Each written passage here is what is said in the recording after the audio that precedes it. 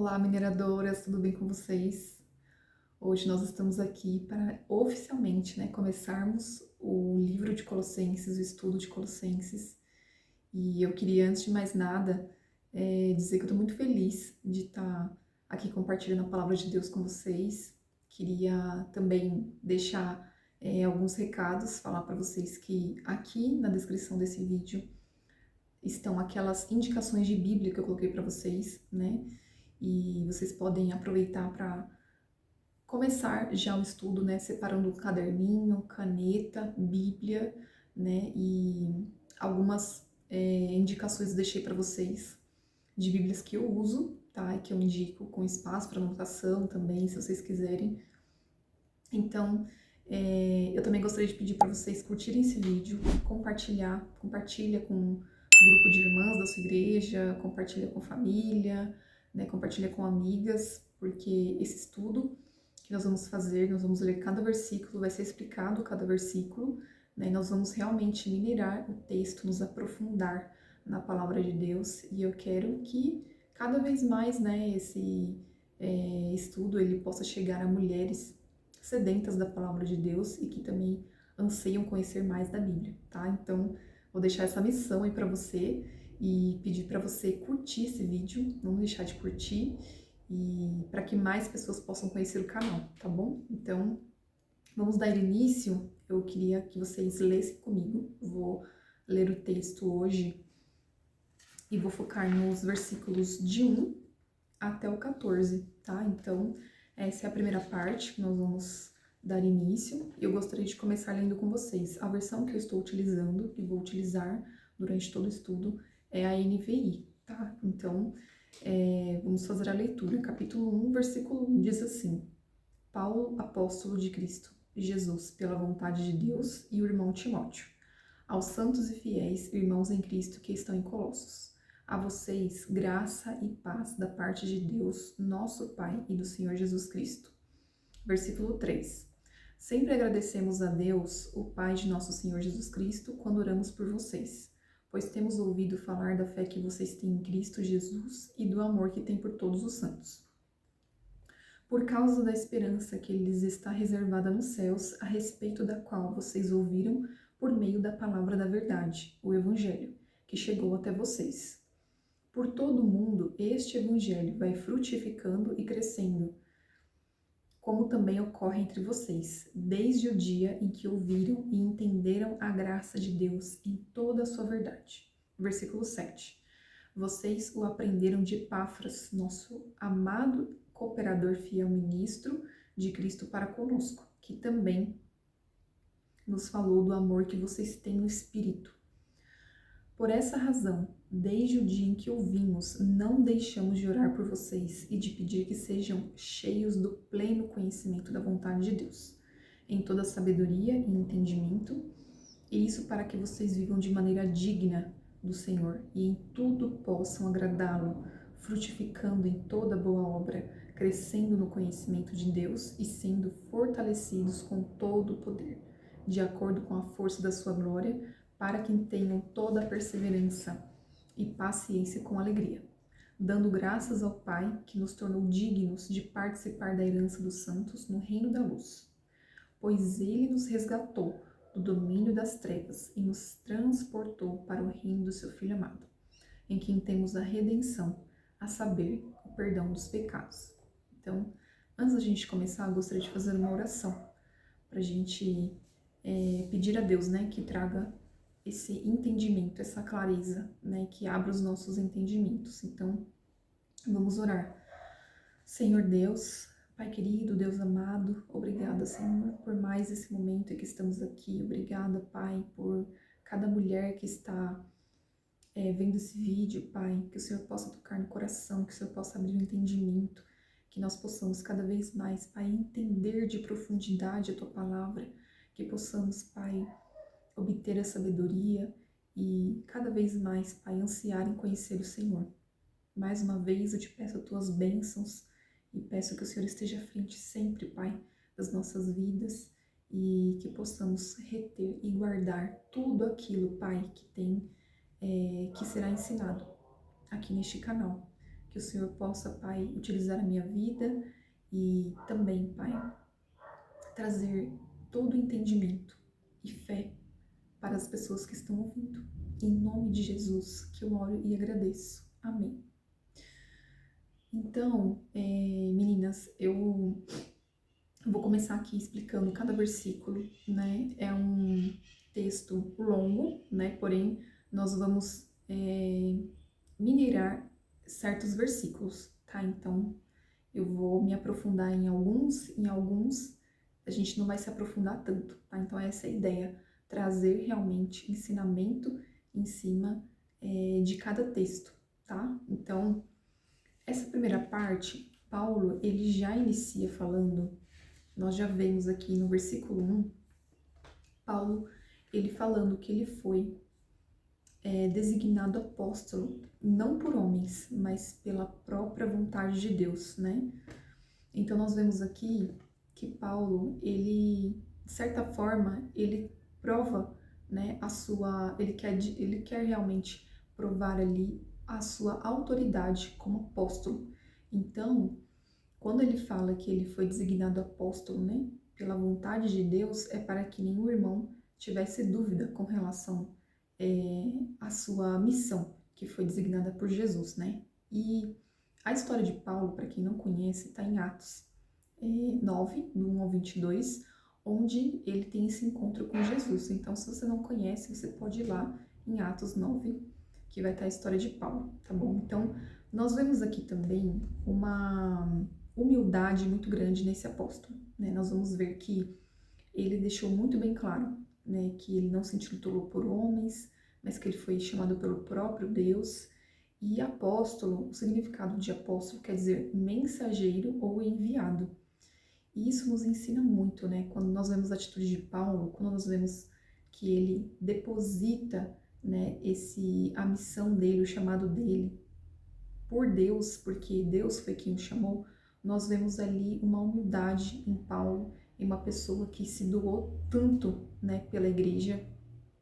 E quando nós reconhecemos esse chamado a servir, que é para todos nós, né, isso nos traz muito mais humildade e confiança em Deus. Então, logo de cara, nós vemos esse ensinamento que Paulo nos traz logo neste versículo, tá bom? Só para deixar explicado com relação a esse primeiro versículo, onde ele fala que ele foi realmente apóstolo de Cristo pela vontade de Deus, tá? Então, no versículo 2 ele fala assim: aos santos e fiéis, irmãos em Cristo que estão em Colossos. Então, santos, né, na Bíblia quer dizer separado. E a carta realmente é direcionada aos colossenses, tá? Então, fica bem especificado mesmo. E a graça e paz da parte de Deus, nosso Pai, e do Senhor Jesus Cristo. Aqui era como se fosse uma marca registrada mesmo de Paulo, né? É uma saudação muito específica dele, né? Uma saudação que era única dele. Ele realmente tinha esse costume de escrever nas cartas, né? Graça e paz, saudando os irmãos, tá? No versículo 3 ao 5 diz assim, né? Que ele sempre agradece a Deus, falando dos colossenses, né? O Pai de nosso Senhor Jesus Cristo, quando oramos por vocês, pois temos ouvido falar da fé que vocês têm, né? Então, uma coisa que nós vamos ver Paulo falar muito nessa carta é sobre oração. Então, não só oração, mas a gratidão também, tá? Então, ele é grato e também nos ensina a ser, mesmo na prisão, né? Seu relacionamento e seu espírito de gratidão não foi afetado pelas circunstâncias. Então, nós vemos um apóstolo de muita força, de muita fé mesmo, né? Mostrando o tempo todo muito grato e orando sempre, apesar da sua situação atual. Foi quando ele escreveu essa carta, ele estava preso em Roma. E Paulo, nós vemos que ele ora, né? Ele cita o quanto ele ora pelos irmãos. E isso, na minha opinião, é um amor colocado em prática, né? Um amor que é em ação. Então, ele ora pelos irmãos, né? Ele ajuda escrevendo cartas encorajadoras, né? Dizendo que orava por eles, agradecendo como uma forma, né? a forma como eles estavam vivendo, porque eles estavam perseverando, né? Eles tinham fé, estavam realmente firmes no Senhor, né? E Paulo diz que tudo isso é graças ao Evangelho, que cresce e frutifica. E isso acontece quando nós compartilhamos a palavra de Deus. Então, o fruto, né, de tudo isso do Evangelho é a própria igreja. E foi o que aconteceu. Foi o que Paulo fez, né? Ele foi em muitos lugares, né? Teve muitas viagens missionárias e cada local ele, né, reunia ali e formava uma igreja, né? Os irmãos iam se juntando, a palavra ia sendo propagada, as pessoas iam se juntando e formando igrejas, né? Então Paulo ele teve um papel fundamental, né, ali no início da igreja, né? Ele realmente contribuiu muito, mas isso foi tudo fruto de muita evangelização, né? Então esses versículos falam muito conosco, né, com relação a isso. No versículo 6 e 7, ele diz que os colossenses, eles aprenderam, né? Tudo que eles aprenderam foi de Epáfras, né? Que é citado como um amado irmão, cooperador e fiel ministro de Cristo. Então, foi Epáfras que ajudou a fundar essas igrejas, muito provavelmente, né? Eu deixei aqui uma introdução no vídeo anterior, que fala sobre essa questão de Epáfras, né? E Epáfras provavelmente foi o irmão que fundou a igreja em Colossos, né? E também provavelmente em Herápolis e Laodiceia, que eram igrejas próximas ali de Colossos. Então dá para ver o quanto esse irmão Epáfras, ele era dedicado à igreja, né? E Paulo não deixa de citar esse irmão, de elogiar esse irmão, né? E no versículo 9 a 11, diz assim, né, que por essa razão, desde o dia em que ouvimos, não deixamos de orar por vocês, novamente a oração, e de pedir que sejam cheios do pleno conhecimento da vontade de Deus, com toda a sabedoria e entendimento espiritual. E isso para que vocês vivam de maneira digna diante do Senhor e em tudo possam agradá-lo, frutificando em toda boa obra, crescendo no conhecimento de Deus, sendo fortalecidos com todo o poder, de acordo com a força da sua glória, para que tenham toda a perseverança, paciência com alegria. Então eu queria minerar, principalmente o versículo 9, onde nós vemos Paulo novamente, desde que Epáfras, né, falou dos irmãos para ele, muito provavelmente Epáfras foi o irmão que foi levar essa mensagem, foi falar da igreja de Colossos para Paulo em Roma, né, enquanto ele estava preso. E aí Paulo escreve uma carta, né, para esses irmãos. Então ele soube de Epáfras o que estava acontecendo com a igreja de Colossos, né? Então desde aquele momento Paulo fala que não deixou de orar por eles. Então nós vemos novamente a oração.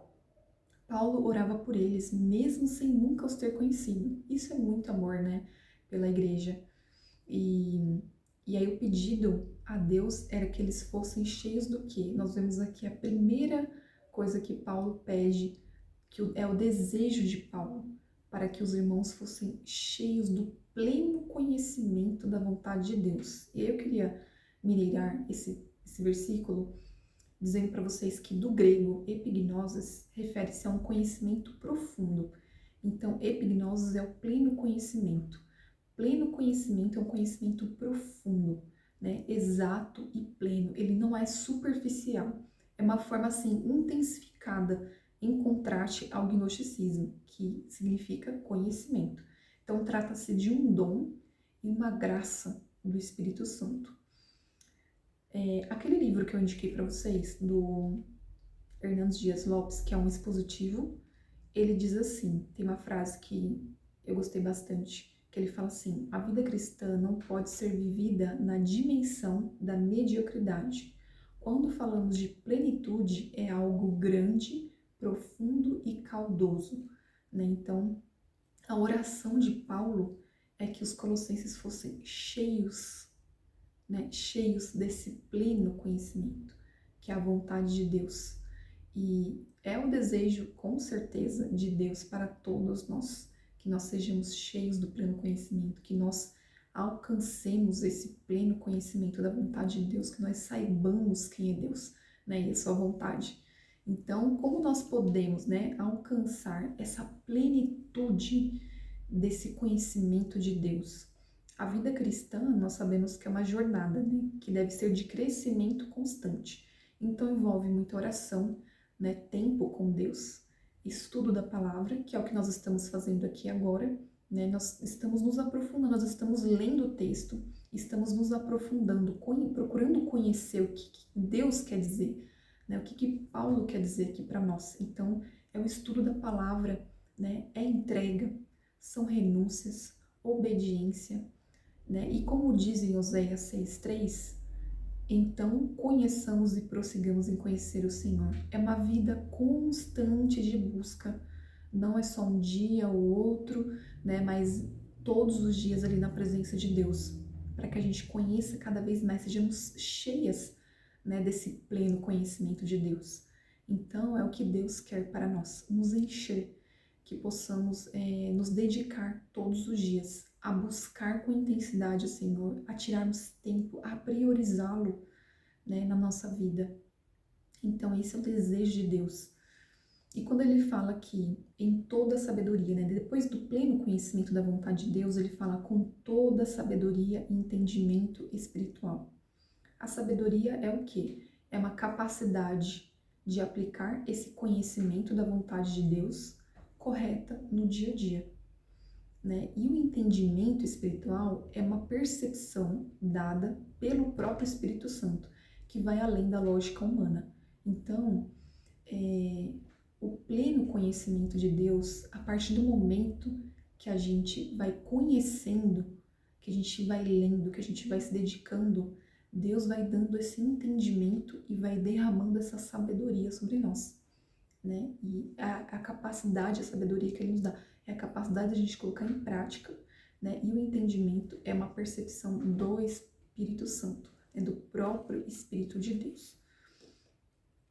E aí no versículo 10, ele fala assim, que isso para que vocês vivam de maneira digna diante do Senhor. Então, não basta só nós termos o conhecimento de quem é Deus, mas nós precisamos ter uma vida certa com Deus, né? Viver de modo digno é o mesmo que imitar a Deus, né? É andar como Jesus andou, é fazer o que Jesus fez e é ser santo como Deus é santo. E em tudo possam agradá-lo. Deve ser o nosso propósito e objetivo diário. Viver uma vida que agrada e que glorifica a Deus. Frutificando em toda boa obra, também é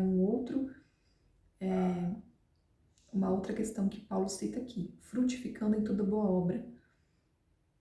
O cristão, ele precisa frutificar, né? Então, frutificando significa produzir resultados espirituais visíveis por meio de ações, né, que evidenciam uma vida transformada por Deus, né? A frutificação, ela é o último passo, na verdade. E nós vemos que para a gente frutificar, nós precisamos conhecer o Senhor, precisamos colocar em prática aquilo que Ele tem nos ensinado, né? Vivendo ali de forma digna, procurando imitá-lo, para depois a gente frutificar. E tudo isso é obra do Espírito Santo.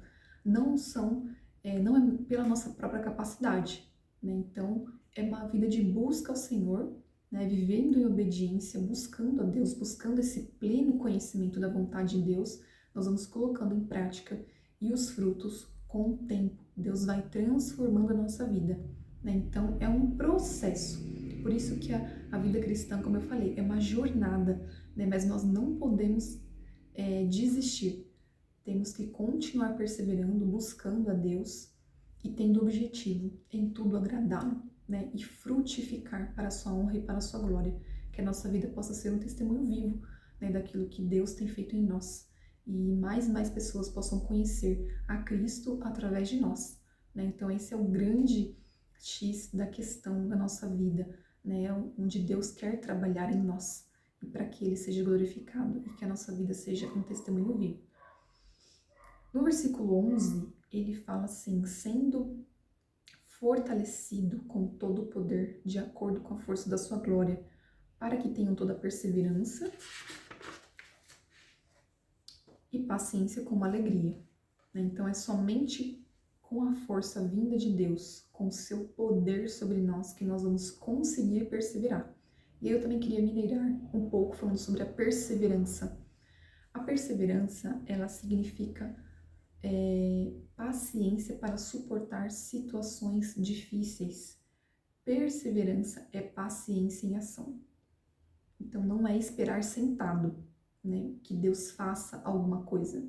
É como se fosse, vamos colocar aqui um exemplo, é como se fosse um soldado no campo de batalha, onde ele permanece em combate, né, mesmo em situações desfavoráveis.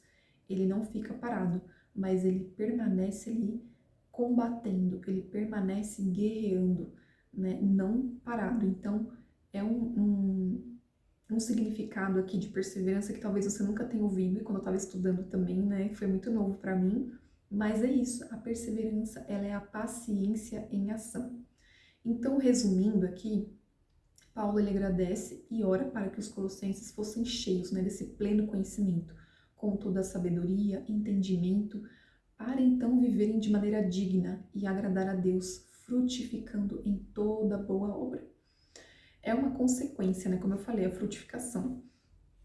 E Deus, ele tá, né, pronto para nos capacitar. Ele quer nos capacitar, ele quer nos encher, né, e que nós estejamos com o coração aberto para viver essa transformação, para cada vez mais buscar. Então hoje o seu pedido pode ser: Deus, se você não tem essa sede de aprendizagem, se você ainda está vivendo ali um tempo de mornidão, que hoje você possa ser renovada pelo Senhor, que hoje você possa ser despertada, né, a viver essa vida de querer conhecer mais a Deus, né, de ser cheia desse pleno conhecimento, que você possa ter essa sede, né, através desse estudo, você possa ser despertada. Esse é o meu desejo para você.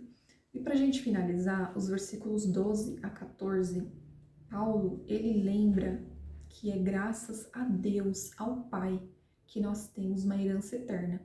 Então ele fala aqui, né, dando graças ao Pai que nos tornou dignos de participar da herança dos santos no reino da luz. Então, é graças a Deus que nós somos dignos de herdar a vida eterna.